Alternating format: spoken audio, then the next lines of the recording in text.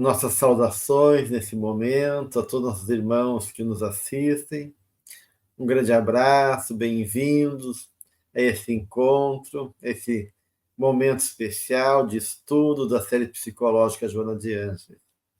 Aqui com a gente a Marlúcia Guadalupe, né, para poder colaborar nesse estudo que hoje versa sobre viciações mentais, capítulo 9 do autodescobrimento. E hoje trabalhar, então, 2 temas do capítulo, que é insatisfação e indiferença. Então, que possamos, né, contar com o amparo do nosso Mestre Jesus, da inspiração da benfeitora, em favor do nosso estudo. E, dando já as boas-vindas, né, Guadalupe e Marluce, achei interessante esse início do capítulo, que é sobre insatisfação, onde ela vai trabalhar o tema, mas ela começa iniciando dessa necessidade, né, da mente se renovar, e ela usa um termo que ela não é a primeira vez que ela usa, que é reprogramar-se a mente, reprogramação da mente, né? Como é que se vê isso, né? Porque ela vai falar também de uma mente mal desenvolvida, né? Ou que não está pronta, ou entorpecida. Vamos começar a falar isso para a gente chegar nessa ideia de insatisfação. Eu achei interessante sempre os títulos que ela dá, né? Se no outro capítulo era os sicários, aqui ela fala de viciações, né? Que é um termo bastante forte, assim, pensando nessa ideia do vício, aquela coisa repetitiva que vai produzindo dano na gente, né?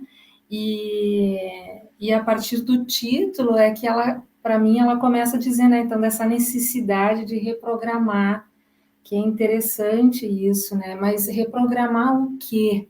O que precisa ser reprogramado aí?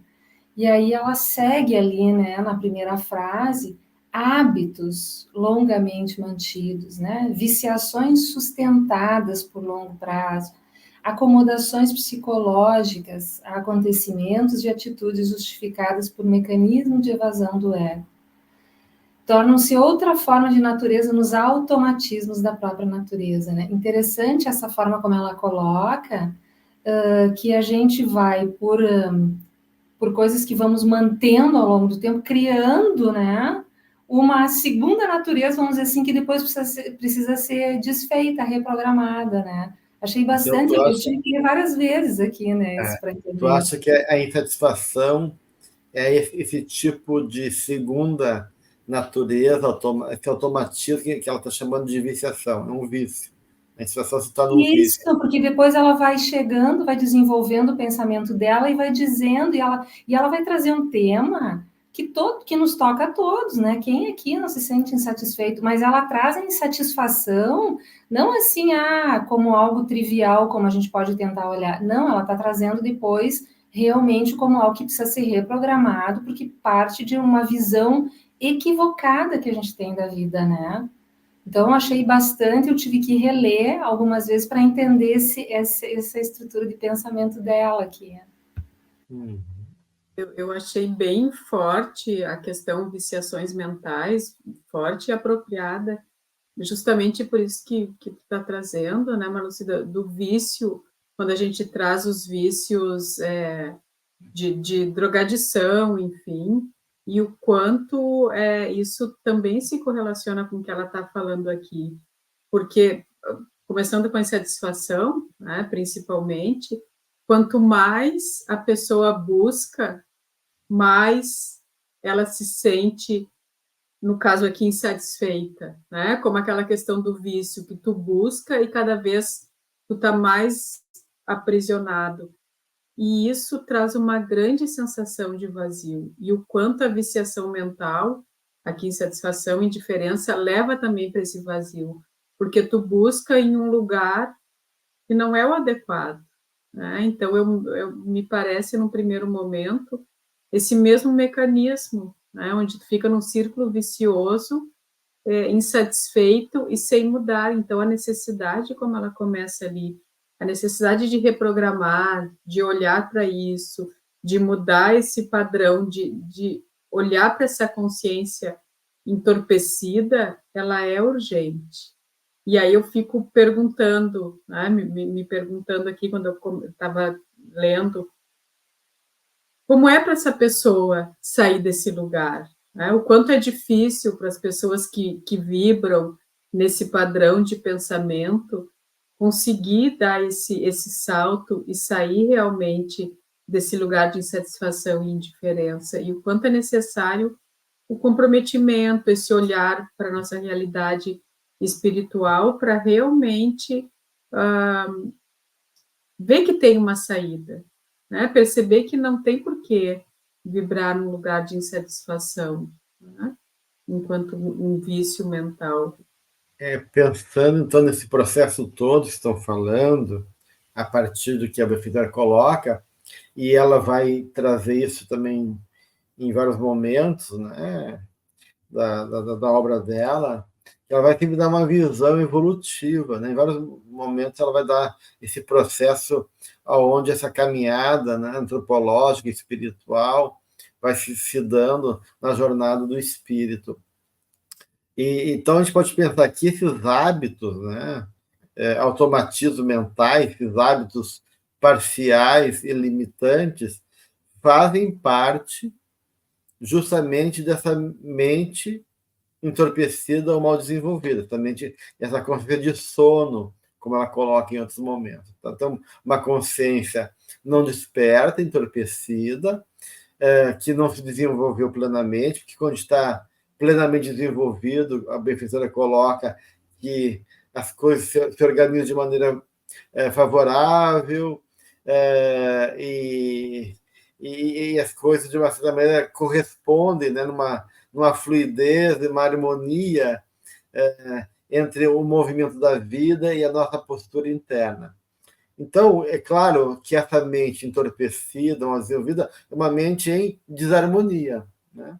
E aí eu fico pensando se esses hábitos adquiridos ainda de maneira ilusória já é a própria insatisfação, ou a insatisfação é um outro hábito que decorre desses padrões mentais limitados que a gente vai construindo ao longo da nossa jornada espiritual, né? Porque a gente vai vendo assim, padrões vários, né, que envolvem formas de lidar com a vida, né, limitados, egoísta, fantasias, ilusões, né, padrões de medo, de reações agressivas e assim por diante, né? Que tem uma série de comportamentos que ficam estratificados, né, arraigados na nossa vida, né, e impedindo a gente de avançar, né? Então, a insatisfação é por uma tensão entre esse processo de busca do que é maior e eu não consigo em função desses hábitos negativos, ou a insatisfação já é o próprio hábito negativo que permanece dentro de mim, impedindo eu de ser feliz. Excelente pergunta, né, Gelson? Porque eu fiquei pensando, né, tá, mas a insatisfação não é uma coisa boa em determinados momentos, né? Então, eu acho que ela pode ser vista dessas duas maneiras. Quando tem algo que não está bom, vem esse sentimento de insatisfação e isso pode me movimentar para mudar as coisas, né? Não estou satisfeito com o meu peso. Então tá, vamos lá fazer uma dieta e chegar naquilo que faz eu me sentir bem. Mas tem um tipo de insatisfação que ela está trazendo aqui, que aí é uma insatisfação que vai gerando uma série de consequências, porque tem algo na forma como a gente olha o mundo que faz com que as coisas nunca sejam suficientes para a gente. Então, como eu disse, então não está bem, eu fico trocando de carro, eu fico trocando de trabalho, eu fico trocando de companheiro, eu fico fazendo... Então, é uma insatisfação por uma falta de consciência da forma como eu estou olhando a vida, né? Então, eu tenderia a pensar que são duas coisas, assim, um nível de insatisfação que nos movimenta, que diz, bom, isso não está legal, vai e muda, mas o que ela está trazendo aqui, por isso como viciação, eu acho que é uma maneira de estar no mundo, olhar o mundo, né?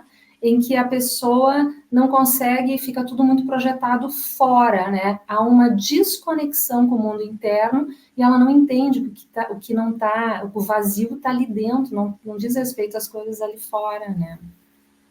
E me parece que vem com uma voracidade muito, muito intensa, e essa questão de não ter uma autoimagem correta, não se perceber como tu já trouxeste, né? Então, realmente, eu vejo muito ligada essa voracidade em relação ao mundo, a pedir que o mundo dê as coisas, a projetar no mundo suas insatisfações, e uma perda de conexão consigo, que tem muito a ver com aquele capítulo anterior que a gente conversou no outro dia, sobre a não percepção da realidade espiritual, dos seus verdadeiros valores, né? E essa transferência vai fazendo a pessoa, essa projeção vai fugindo e continua cada vez retroalimentando essa insatisfação com o mundo e consigo, né?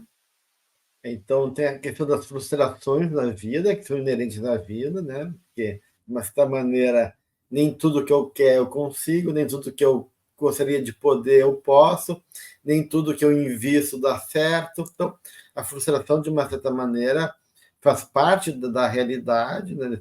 Desse processo de aprender a viver. E por isso que acho que Joana fala da harmonia, né? Quando a mente começa a estar pronta, né? Ela consegue dialogar com esses elementos, né?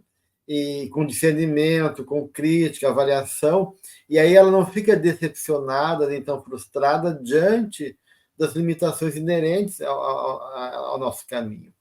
E tem essa condição, daí já que é uma patologia, esse vício mental da insatisfação, já é uma patologia que é uma questão de postura, né, interna, é um padrão que se opõe justamente a essa harmonia interna, que é um desassossego, né, gente? A pessoa fica, né, tá sempre, mesmo que as coisas estejam boas, aí que tá. A pessoa insatisfeita, né, ela não consegue aproveitar a vida, né? Porque mesmo que as coisas não estejam boas, ela, como ela está insatisfeita, ela não consegue viver o presente e nem tirar o sabor de cada coisa. Eu vejo assim vários casos que a insatisfação é algo mais presente do que a gente imagina, mais comum na vida, e às vezes ela é inconsciente, né? Porque não é essa frustração consciente, estou incomodado, é algo lá dentro que às vezes a pessoa não se dá conta. Então eu fico assim, ou exigentes demais, ou irritadas, não sabe por que estão irritadas, ou de uma certa maneira invejosas, ou incomodadas com as coisas, né? Se interfere no humor, interfere na capacidade delas, assim, às vezes não tem paciência. Por quê? Porque estão insatisfeitas e não se dão conta disso. Eu lembro de um caso de uma pessoa que ela queria muito casar e ter filhos, né? E conseguiu. Só que ela tinha uma dificuldade, né, que tem a ver com essa autodepreciação que Jona coloca, né, de se aceitar, de reconhecer, e criou um núcleo muito infantil, como se fosse uma criança exigente, né, que quer demonstrar que está tudo bem na vida, para não ter, para mascarar, no fundo, os medos e limitações dela.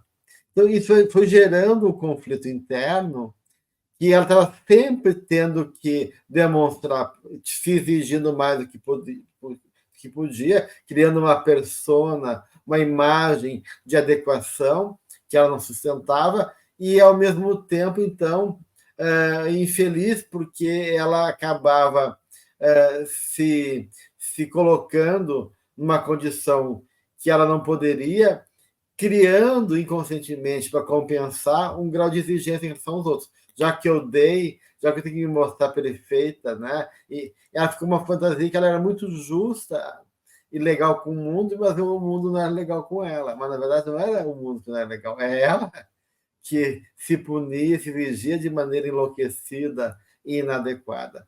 E aí ficava uma carência interna, e isso que a agora falou, essa voracidade. Então, ela conseguiu tudo aquilo que ela queria, mas, para surpresa dela, aquilo não nutria, não realizou, e ela começou a ficar irritada com o filho, impaciente com o filho, exigente com o esposo, e por mais que ele tentasse preencher a vida dela, o cara sendo adequado, o filhinho crescendo com saúde, aquilo mais incomodava ela, e ela foi adoecendo cada vez mais, porque havia essa mente aqui, como diz a Joana, mal desenvolvida, desencontrada com ela mesma, né?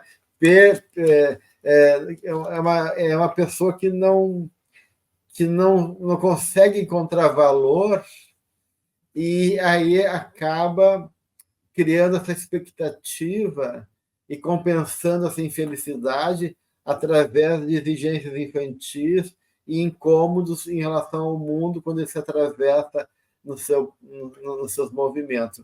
Então, é uma pessoa que nunca está feliz, né? Essa situação realmente se torna uma condição neurótica, né? Constante, como um transtorno de personalidade.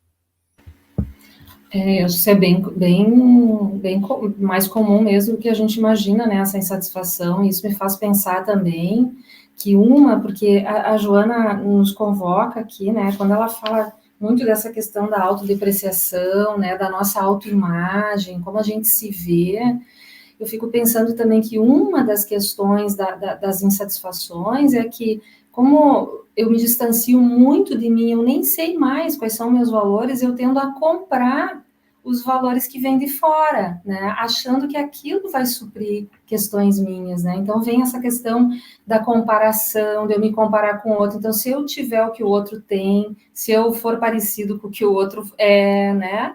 Eu vou me perdendo e isso vai gerando uma insatisfação muito grande, porque não está conectado com aquilo que é verdadeiro dentro de mim, né? Então, não tem nada, nem ninguém que possa dar conta desse nível de insatisfação, né? Assim como ninguém nos dá felicidade, né? Ninguém pode dar um sentido. E aí ela diz uma coisa, né? Como a gente tende a ter essa autoimagem, ela fala autoimagem incorreta, né? Que vai ali pela autopiedade ou autopunição, né? Então, isso tudo vai gerando esse mecanismo que ela vai colocar ali, né? Que a gente vai transferindo, fugindo e não encontra sossego, que é exatamente o que o vício dá na pessoa, né? Ela fica o tempo todo num desassossego muito grande, né? Ela tem breves momentos de tranquilidade e depois. Então, essa ideia da reprogramação, a partir dessa ideia da viciação, ela é muito, muito forte nessas imagens que a Joana traz aqui. E essa questão que também vocês estão trazendo, o quanto é um padrão, porque eu estou insatisfeita comigo, aí eu estou insatisfeita com o filho, eu estou insatisfeita com o trabalho, eu estou insatisfeita com o parceiro, eu estou insatisfeita com a fila do supermercado, então realmente é um vício onde a pessoa, sabe, eu me lembro do Sísifo, né, onde a pessoa ela realmente está aprisionada em um padrão onde ela não vive, né? Ela vai ali deixando a vida, o bonito da vida, se esvair pelas mãos, em um padrão realmente muito adoentado. Mas, né, o patologizar também tem, né, essa função para a alma, então eu entendo, né, que chega um momento que ou a exaustão realmente força a pessoa a mudar esse padrão, ou um grande acontecimento na vida, psíquico, né? Alguma grande chamada, enfim, e aí vem essa chance de que realmente a pessoa consiga trabalhar mais a tolerância para consigo mesmo, consiga olhar com outros olhos a vida, entender a questão dos valores, fazer esse diálogo ego-self, né? Mas eu fico pensando que, claro, em algum momento a gente, né, a pessoa vai sair dessa roda viva, mas eu fico pensando o tempo que se pode perder nessas viciações mentais, né? Como essa analogia, que não nem é só uma analogia, com os vícios de drogadição, alcoolismo, outro tipo de dependência, né? Que existe uma forma de ser quebrado, tratado, mas precisa o comprometimento da pessoa, né? E um suporte todo. Então, o quanto é difícil, É realmente. difícil.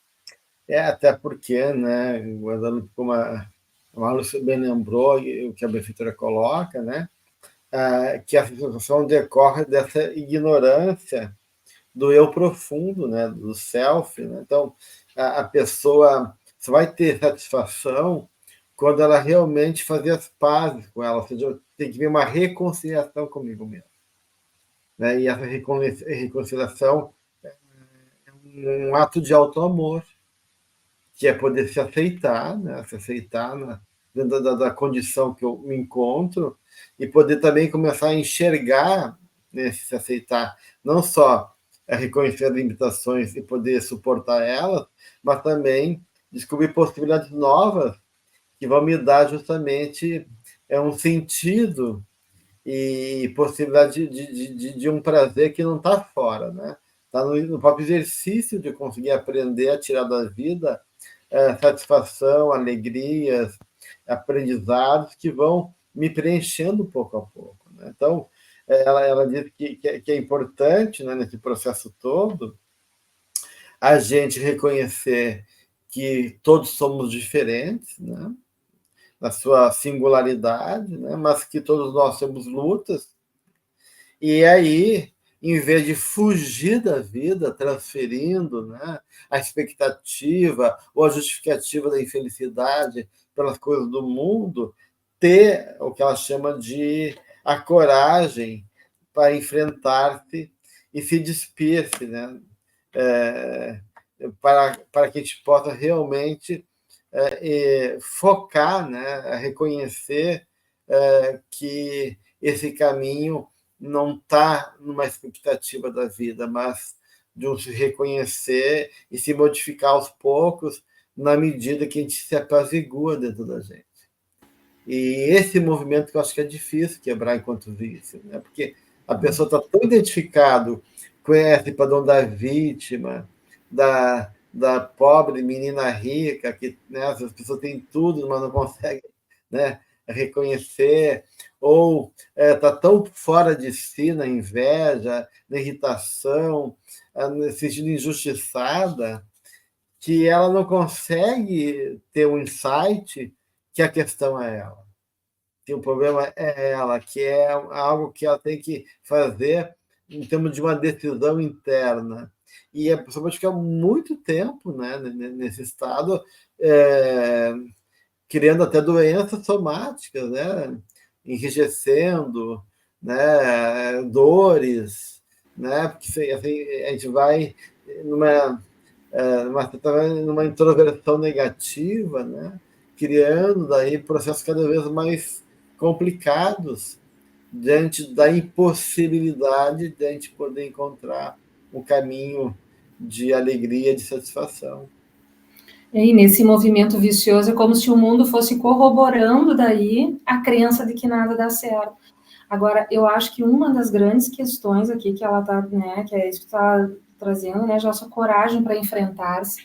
Acho que isso é uma grande dificuldade nossa, da gente realmente se olhar como a gente é, né, porque a gente sempre espera estar melhor, sempre espera ser melhor, né, então é um ato de coragem mesmo, reconhecer, né, e aí é muito reconfortante ela dizer que cada um tem uma caminhada, né, mas a gente tende muito a se comparar, né? E isso é um motivo de muito sofrimento também, né? Então, essa questão da gente poder olhar a partir da nossa realidade, porque ela disse uma coisa ali, né?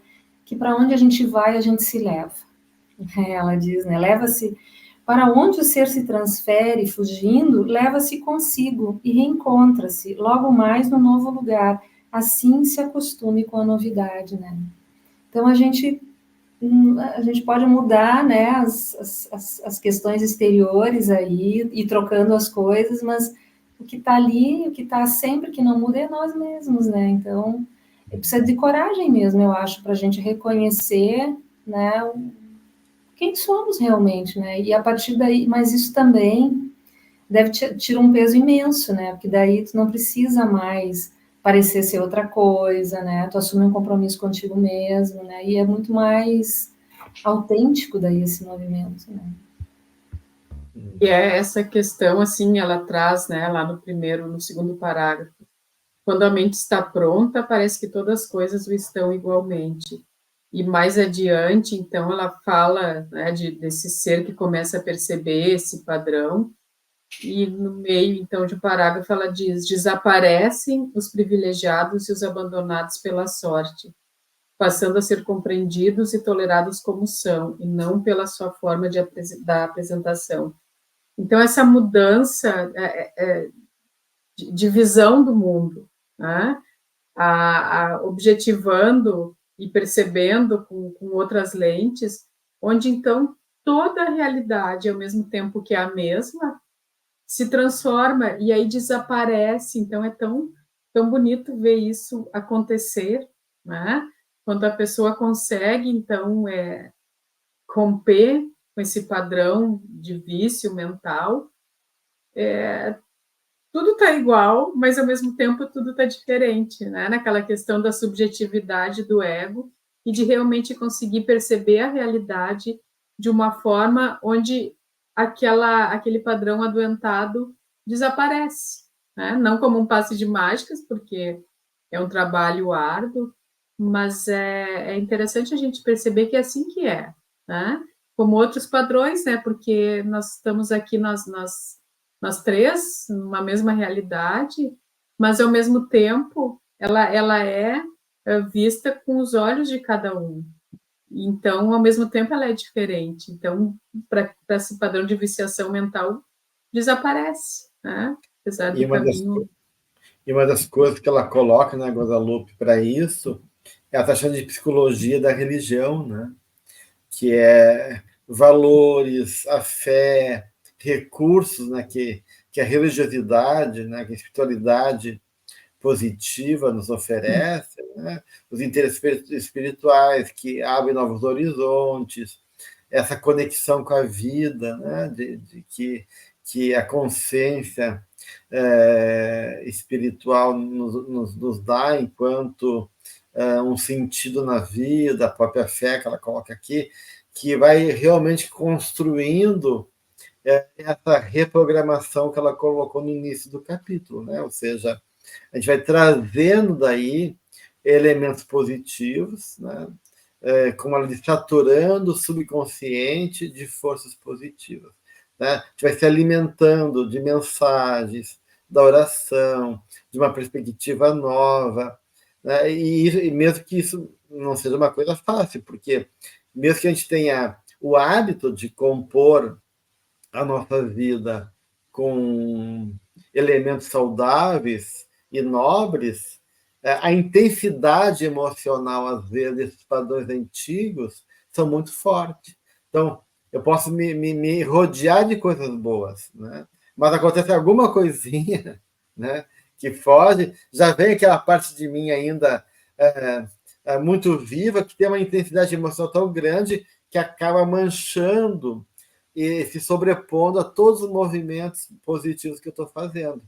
Mas não importa, né? Isso vai acontecer, porque há uma diferença entre o que o movimento do ego, no seu processo de maturidade e de conquista, e os embates ainda de núcleos muito ferrenhos, né? Que estão lá. Então, é natural que eu possa ter um esforço, e aí, mas eu tenho ainda um coração meio triste, ou a sensação ainda está lá, mesmo que eu já tenha consciência do amor de Deus, mesmo que eu veja que a vida vem ao meu encontro para favorecer minha caminhada, mas tem uma parte minha lá que não se convenceu ainda, né? Tem uma parte minha que ainda está, né, nesse vício, né? Tá identificado que então é um processo de ir drenando, lavando, né? Que nem um, um, um cano sujo, né, imundo, a água vai passando, água limpa vai passando, mas ele vai sendo sujo, até que uma hora a água limpa ela vem pura porque todo aquele resíduo lá foi embora. E, então, é um processo, como ela mesma diz aqui, né, que a gente vai, né, ter momento para mudar, que a gente vai esquecer, a gente vai lembrar, essas fixações vão voltar, né? Que a gente vai perder um pouco a energia, a vontade, né? de ir em frente, mas o exercício é perseverar, né? E continuar nesse compromisso que a nossa lucidez já proporcionou para nós. Então a gente vai ter umas recaídas, mas é para levantar de novo, né? Porque ela diz ali, eu achei um amor, né? Esse negativismo e tal, tudo deve ser eliminados sem saudades, não vamos ficar presos na recaída ali, né? E aí depois ela vai dizer que mesmo que aconteçam esses choques sociais, emocionais, eles vão passar por critérios novos de avaliação. Então, por mais que a gente tenha isso ainda, né, no nosso coraçãozinho ali, a gente já pode avaliar de uma forma diferente. Não quer dizer que vá se transformar de uma hora para outra, né? Mas com certeza. Mas enquanto no momento que posso só completar, Gelson? Sim, depois a gente passa pela diferença, então. Ah, tá bom. No momento que tem um pouquinho já de discernimento, já dá para dar a mãozinha para aquela criatura insuportável e irritante e dizer, não, já sei, mas vem junto, né? Então, já é uma questão diferente para lidar, né? Já tem aquele lugar de acolher também essa parte, enquanto vai limpando essa energia. Né? Isso aí que eu queria complementar. Insatisfação é algo realmente muito sério, né? E geradora de tamanhas armadilhas e impedimentos. A indiferença me parece algo também muito perigoso para a nossa caminhada espiritual, porque ela nos afasta de tudo que é essencial e valoroso, e inclusive da nossa capacidade de sentir, né? De amar. Então, isso acaba realmente se tornando algo muito perigoso do ponto de vista da estagnação da nossa caminhada evolutiva. Enquanto uma viciação que ela coloca ali, ela vai falar que mata os sentimentos, né? Então, quando eu estou na indiferença, né, eu fico passivo perante as coisas, eu perco a capacidade de ter empatia, de me conectar com o outro, né? Então, e é muito sério isso, né? Porque daí nada mais te toca, né? E aí e eu acho que é assim que vão se construindo, né? Todas as coisas assim, barbáries, o que a gente vê, né? E esse olhar de indiferença é a impossibilidade de eu ver o humano ali, né? Então, é uma coisa realmente muito séria, né? Muito grave mesmo. Ela fala de 4 tipos de indiferença, chegaram a reconhecer esses 4 tipos que ela vai citando ao longo aqui do processo, né? Que ela vai falando de uma indiferença que está ligada à apatia, né? Ligada ao estado depressivo, que de uma certa forma não deixa de estar ligada à frustração, né? Insatisfação interna, e a pessoa vai desistindo, né? Todo um senso de apatia, né? E aí forma uma indiferença tormentosa que vai isolando a pessoa do mundo. Então, esse é o primeiro tipo de indiferença, né? Pelas questões emocionais, frustrações, dores, relações com o mundo que foram desagradáveis, que eu vou, de uma maneira, me colocando nesse lugar apático e me afastando da vida. depois ela fala daquela que é a viciação mental, né? Da indiferença, que é um tipo de egoísmo, né? Que defensivo, né? A pessoa vai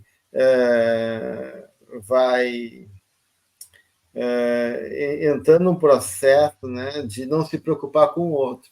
Então, uma forma de me defender da vida, enquanto que o depressivo fica tomado pela dor, o segundo, indiferente, né, ele vai, para não ter que sofrer, para não ter que lidar com a decepção e não se frustrar, ele se torna indiferente. É uma defesa de, então, já que o mundo não me dá o que eu quero, já que a vida é ruim, então eu não vou pensar mais em ninguém, eu vou ficar ligado a mim, né?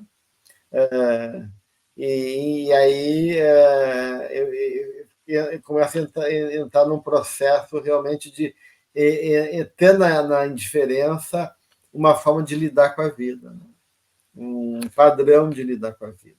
Esse é o segundo ponto que ela coloca, né? E o terceiro ponto, né, é daquele que da infância, né, de processos infantis, que a pessoa também fica indiferente como uma defesa, mas daí é como uma mágoa, né? Pela imaturidade. A pessoa não se sentiu madura para lidar com a vida, né? E aí ela se considera desamparada, né? E aí ela desiste da vida, como se ela não tivesse chance de triunfar, como se ela realmente viver um cansaço, né? Porque como a minha mente fica infantilizada e eu me sinto incapacitado, né? Porque a vida é maior do que eu posso levar, por isso que a vida não é um convite para ser feliz, mas é uma grande exigência, né? Eu acabo também criando um caminho de diferença com uma certa acomodação, né? Um tipo de derrota a priori da vida, né? E que, de uma certa maneira, todas elas vão matando o sentimento.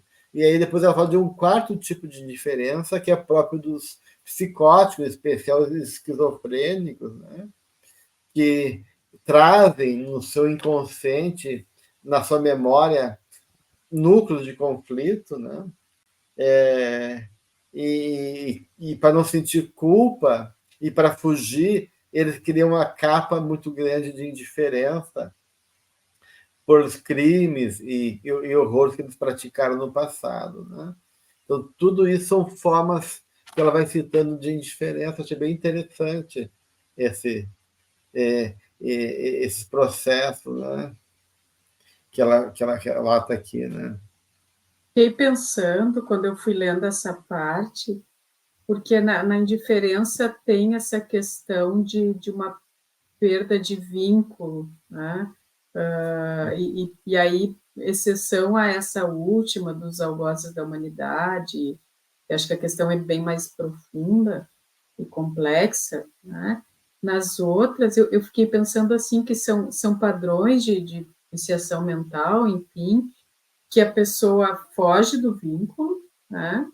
Mas ao mesmo tempo é sedenta por ele, porque foge como uma forma de defesa de uma estrutura egóica tão fragilizada que acha melhor, então, ficar apática. Mas, e aí, né, eu entendi assim, mas na verdade o que mais quer é o vínculo, é ser vista, mas não suporta a frustração, né? O que mais quer não seria o correto, mas na verdade é uma desvinculação de alguém que gostaria muito de ter vínculo, diferente da questão, muito de se relacionar, diferente da questão da psicopatia ali, né? Então achei interessante o quanto a defesa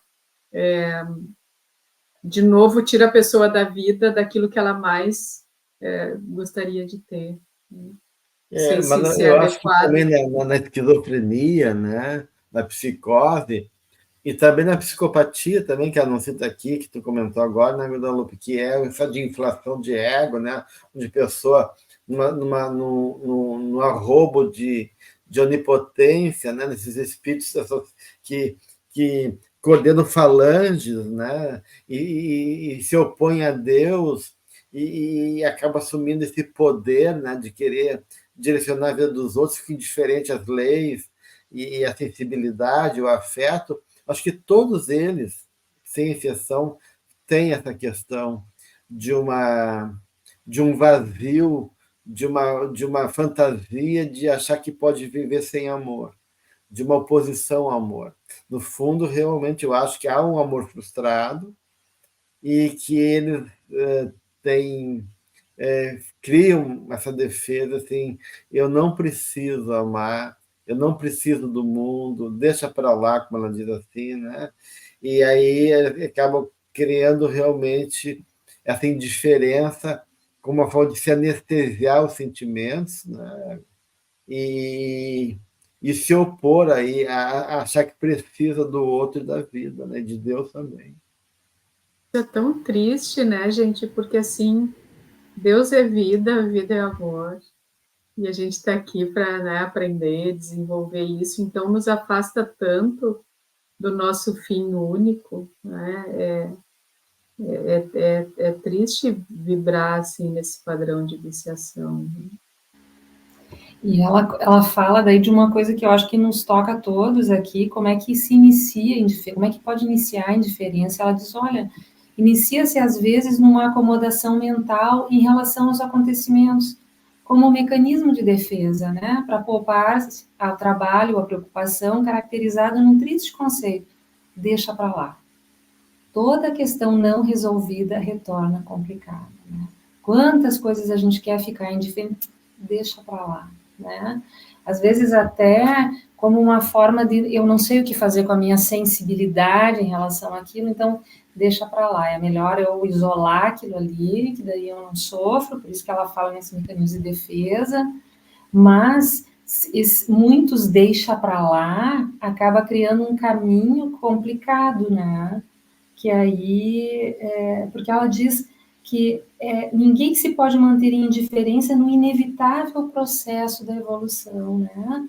Então, essa questão de não querer se envolver na vida é contra o movimento da vida, né? Porque justamente a gente está aqui para se envolver. E aí eu me lembrei da fala de Jesus, né? Reconcilia-te com o teu inimigo enquanto tem tempo. Jesus não diz assim, ó, ignora teu inimigo, faz de conta que ele não existe, deixa para depois, né? Então, nessa fala de Jesus, ele diz, vai para a relação, não fica indiferente àquilo, né? Então, realmente, a indiferença, se ela, num primeiro momento, pode nos poupar, né, de lidar com coisas que são difíceis, se a gente vai se acostumando com isso, a gente vai quebrando as possibilidades de justamente estar nas relações, né, nos compreendendo melhor, né, e entrando na vida. Eu considero a indiferença um quadro de dissociação, né? Mas de uma dissociação grave. Você vai fazendo uma cisão entre aquele que sente, né? E aí vou negando o sentimento, a minha necessidade, né? E nem deixar para lá que tu está falando, né, Marúcia? E aí eu vou realmente me anestesiando e criando um falso eu, né? Uma nova personalidade tão fingida, né? E a gente vê essas pessoas que serial killers, né? Que muitas vezes têm uma cisão e reprimiram suas emoções de tal maneira que elas lidam com a vida como se fosse indiferente, né? Mas matam, né? Às vezes com crueldade, porque dentro dela tem uma dor muito grande que está escondida, mas que vem, né, na forma de punir o mundo frente àquilo que eles sentem e não suportam se relacionar. Então, toda indiferença acaba nos apartando realmente de tudo, né? Da vida, das pessoas, de nós mesmos, e por isso que ela vai falar, né, que acho tão importante, mais adiante aqui, o fluxo divino da força da vida é incessante. E qualquer indiferença, olha, qualquer indiferença, né, significa rebeldia aos códigos do movimento, da ação, proporcionando hipertrofia do ser e paralisia da alma. Acho isso realmente muito sério, muito significativo, né? E que realmente é um caminho muito, muito perigoso, porque a apatia que leva à indiferença é uma forma de morte psicológica do espírito. De fato, né? E, e às vezes, né, fiquei pensando nessa questão da sensibilidade, né? Que é comum a gente ouvir isso, não, eu não quero me envolver naquilo porque eu não dou conta, eu não sei o que fazer com os meus sentimentos, né? Coisas muito simples, assim, desde tu parar no sinal do trânsito e ver alguém pedir coisas, né? Eu vejo que às vezes a gente tem dificuldade de lidar com situações do nosso cotidiano que são duras, que são difíceis, né? Mas uma coisa é eu ficar indiferente a isso, como essa defesa de não querer, essa paralisia da alma é forte, essa expressão que ela usa, né? Outra coisa é eu me relacionar com isso, eu não sei o que fazer com isso, mas eu não matar isso, né? Eu não me distanciar nisso, porque às vezes a gente não tem solução mesmo para as coisas, né? Às vezes a gente está diante de situações que são extremas, que são difíceis, que são dolorosas, né? E que também, se a gente se mistura ali e se perde ali, também não nos ajuda, né? Então, é ter essa tranquilidade de olhar, né? Reconhecer que aquilo dói, que aquilo é sofrido, né? Mas jamais optar por essa cisão mesmo, né? Porque daí eu acho que a gente vai matando um pouco da nossa humanidade também, né? Entender que às vezes só dá para suportar, né? Mas que suportar é tudo. Né? Então, no momento que eu fico indiferente, no teu exemplo, a uma situação de um irmão, né? Eu estou também matando a minha alma, não estou só matando e dissociando aquela pessoa no meu mundo.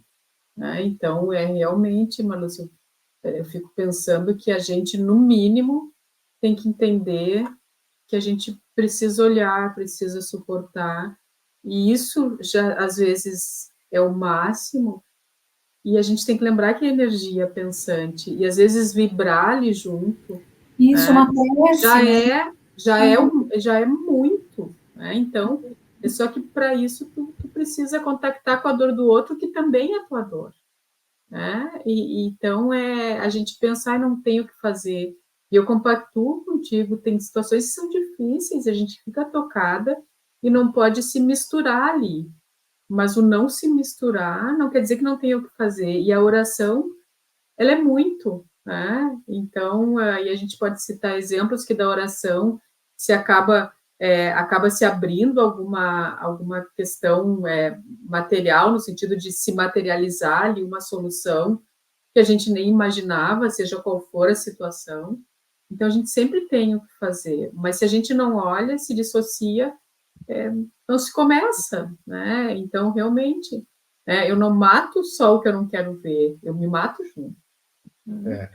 Por isso que ela coloca, né, Guadalupe, uma coisa que é fundamental, ela diz assim, né? Quando a gente reconhece um núcleo, né, um sinal de indiferença, já lutar contra isso. Ela fala assim que é urgente, né? Interromper qualquer movimento de indiferença, justamente porque se tu deixar isso acontecer, vai se acostumando com essa indiferença, ela diz que você vai virando um vício mental muito difícil de ser corrigido depois, né? Porque tem um caráter anestesiante e muito tóxico que dura ao longo do tempo. Então, o primeiro indício, sinal, a benfeitora coloca, da gente perceber que a gente está ficando diferente, que a gente procure, né, algum tipo de terapia, né, que é uma mudança do interesse, né? Não deixar aquilo, busca alguma coisa na tua vida, né? Vai, né? Qualquer coisa que possa quebrar esse jogo de diferença e despertar algum tipo de sensibilidade, interesse em alguma área da tua vida, ela diz assim, né? Seja qual for, para movimentar essa energia espiritual e energia da vida, para não deixar que essa indiferença vá realmente petrificando, né? A tua alma, para a petrificação. A gente lembra de Medusa, né? Que tu olhava para ela e ficava petrificada, né? Então é como se essa diferença fosse essa dimensão aterrorizante da medusa que paralisa a alma. Então, a alma não pode petrificar, né? Porque a vida é movimento, como ela fala aqui. Então, a gente tem que ter muito cuidado de não deixar nos levar por qualquer tipo de indiferença, por mais pequena que ela se mostre, né? Porque ela é muito perigosa. E eu fiquei pensando aí numa outra questão agora, já que você estava falando, né, que tem pessoas, por exemplo, né, que elas são super engajadas em determinadas causas e tal, e extremamente indiferentes em outras, né? Então, nós também somos seres bastante complexos, assim, né? Tem áreas que a gente se afiniza bastante, né? E aí, às vezes, até participa muito ativamente de algum movimento, de alguma coisa, e tem outras áreas que aquilo não nos toca, né? Então, nós somos bastante complexos, assim, né? Por mais egoísta que seja o nosso interesse, por mais parcial que possa ser nosso compromisso com algumas coisas, né, Maru, ainda é mais interessante, né? Mesmo que seja diferente aos outros, ou às outras áreas, né? Tem gente que é muito seletivo, né? E realmente são muito preconceituosos e são sensíveis. Eu sou sensível aos meus filhos, né? Mas para os outros, filhos dos outros, azar, né? Eu sou sensível às pessoas que pensam igual a mim, ou que têm a mesma cor de pele. Então, tem pessoas que realmente são muito fechadas, né? Na sua forma de se movimentar no mundo, e acabam sendo indiferentes àquilo que não convém a elas ou não concordam com a vida delas. Então, são pessoas muito primitivas, mas pelo menos algum núcleo de vida tem ali, né, que desperta, né, o desejo, algum tipo de afeto, algum tipo de fantasia, mesmo que ilusória, que faz ela se ocupar com alguma coisa na vida, né? Mas, com certeza, o ser humano ainda acaba tendo essa contradição muito forte, né? E o perigo é que tu possa se afastar de qualquer coisa que possa ser mobilizador e motivo de tu colaborar e se ocupar de uma certa maneira, né?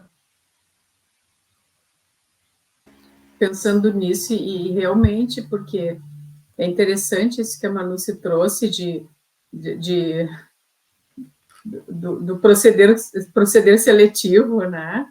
Mas realmente, pelo menos tem ali, tem um movimento, né? Em algum cantinho ali tem um movimento que pode começar algo. Então, interessante a forma como o Gelson trouxe. Que tem pessoas que realmente se isentam de tudo e de todos, né? E aí é difícil, né? E aí realmente é um corpo que vive só, então que seja mesmo que seja fundamentalista, que faça algo já é menos pior, né? Ela diz, né, nunca deixar que a indiferença se enraize, né? E aí ela traz essa coisa de experimentar dar-se ao próximo, né? Então, uma das questões da gente lidar com a indiferença é ir ao encontro, né? Porque quando eu estou indo ao encontro, eu estou saindo de mim mesmo, né? Eu estou me abrindo para o outro. Então, isso achei tão bonito isso aqui, né? Ela fala que é uma forma de arrebentar algemas, né? Dessa fantasia, né? Que a vida não tem sentido nem significado, né? Então, realmente é um lema, que é uma proposta, né? É um mantra que a gente tem que acompanhar a gente, né?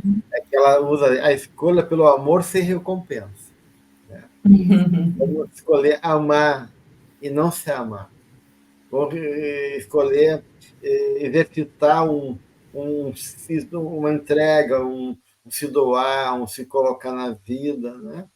Porque é isso que realmente vai fazer que essa água da vida, né, possa movimentar as engrenagens do nosso ser e a gente possa reconhecer que o mistério do amor não está em ser amado, mas a gente poder descobrir que viver no amor, através da entrega, da cooperação, do reconhecimento que Deus é amor, é a maior alegria que a gente pode ter como espírito. Né? Porque a gente está vivendo o amor independente das circunstâncias e não dependente do outro, né? E só que a gente não confia ainda, né? Que o amor está, né? Que o amor é, né? A gente acaba nesse lugar, né? De querer provas, né? Que a gente é amado, exigir muito e pouco dá ainda, né? Em relação à vida.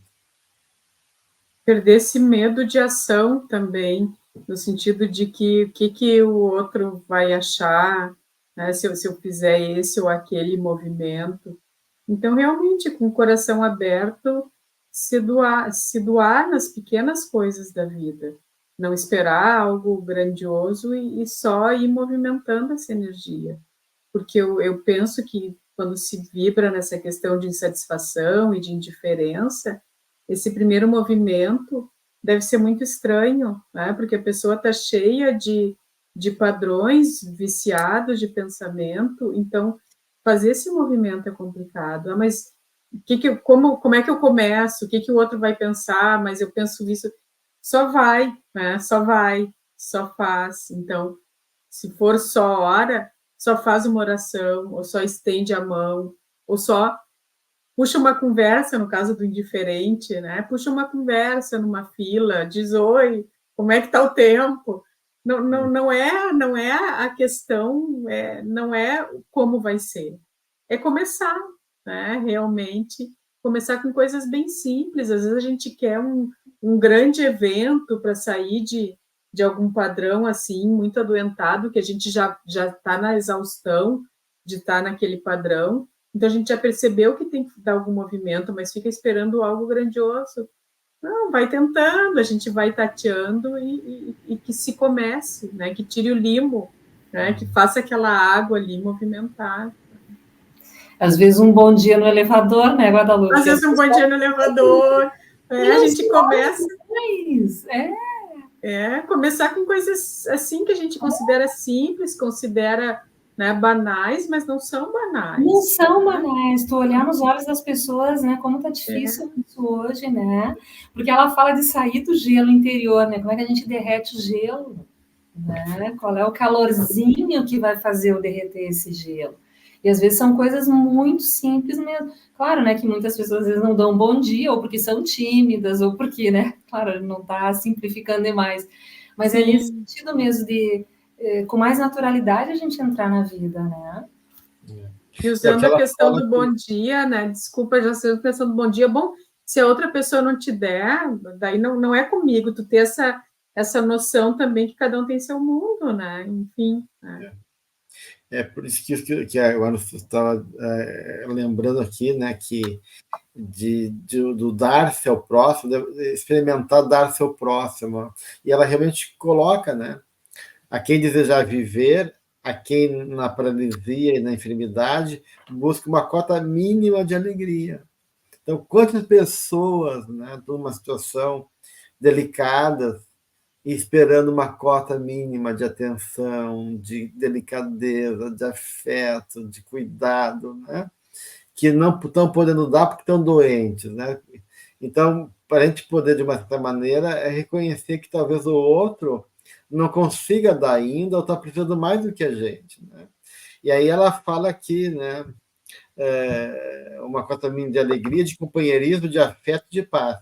Fazendo, esse indivíduo descobre que se encontra consigo mesmo no seu próximo ao doar-se. Então, se encontrar consigo no outro, quando se doa no outro, assim recuperando a razão e o objetivo para viver em atividade realizadora. Então, realmente, né, a gente vai ver assim que esse calor, né, humano, de afeto, de amor, de sentido, né, tá em te movimentar nossas engrenagens, né? Esse calor está dentro de nós, né? Não está, né? E aí a gente vai encontrar nós justamente na atitude de poder estender a mão ao próximo e cooperar com ele de alguma maneira, né? E aí a gente vai realmente descobrir o que significa amar verdadeiramente. A gente vê esses grandes espíritos que se doam, né? Uma vida de doação plena, de renúncia total, né? E a gente fica espantado, mas eles lá dentro estão sorrindo, né?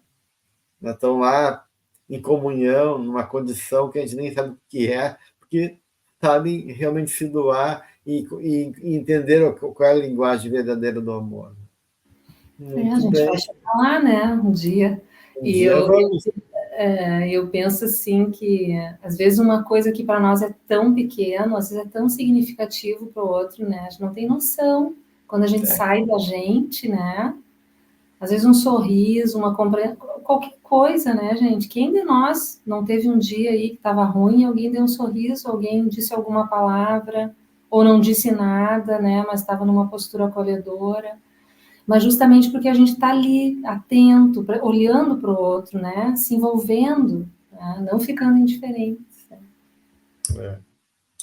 Muito bem, então isso o que é importante, né? A gente poder, de uma certa maneira, não se fechar, né, na indiferença e sair de nós, né? Sair de nós um pouquinho, seja em que momento, em favor do outro, porque o nós está lá no outro também, né? Assim a gente encerra o nosso estudo de hoje, né? A gente agradece, então, a Guadalupe e a Marluce pela colaboração sempre muito prestativa e rica, e convida a outro tema do capítulo, que é pânico, algo muito importante, ainda mais nos dias de hoje. Então, é um tema valiosíssimo, e então que possamos permanecer, né, nesse compromisso de estudo com a benfeitora, e estamos juntos no próximo encontro. Nossa gratidão a todos que estão conosco, partilhando desse projeto de estudo. Que Jesus nos abençoe e nos dê força para levar adiante a nossa caminhada. Um grande abraço a todos.